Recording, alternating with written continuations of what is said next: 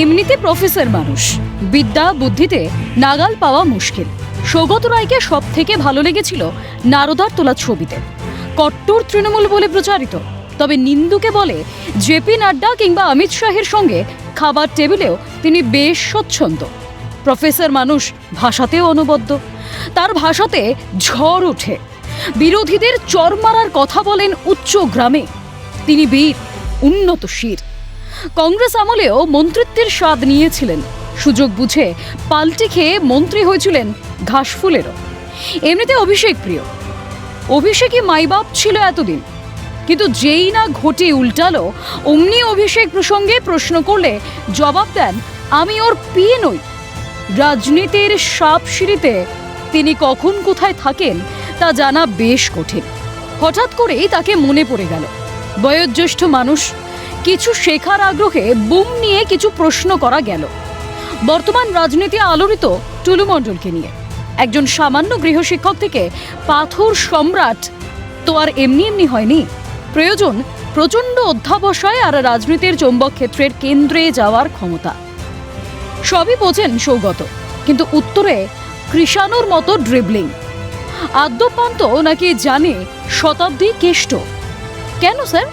মমতা কিংবা অভিষেকের বৃদ্ধি কি শুধুমাত্র কমপ্লেন খেয়ে? আমি তোর নাম প্রথম শুনলাম বাড়ি রেড হওয়ার পর। এটা বীরভূমের এমপি শতাব্দী রায় বলতে পারবে। ওই এলাকার মধ্যে এরা তো মূলত ছোট ছোট পাহাড় ভেঙে সেটা ক্রাশিং করে স্টোন চিপস হিসেবে বিক্রি করে। সুতরাং এই ব্যবসা করতে শতাব্দী জানত, অনুব্রত মণ্ডল এবং কাজল শেখও জানত।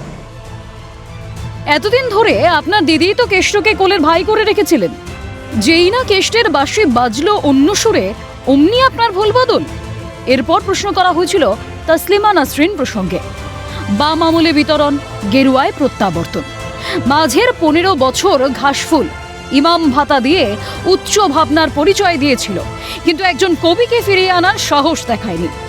আজকে মুখ্যমন্ত্রী শুভেন্দু অধিকারী যখন নিজের উদ্যোগে বাংলার কলঙ্ক মোচন করলেন, 20 বছর পর যখন ফের কলকাতায় পা রাখলেন তসলিমা, তখন উদাসীন সৌগত। এত বাক্য বাঁধন, তবুও তসলিমাকে স্বাগত জানিয়ে দুটো কথা বলতে এত দ্বিধা।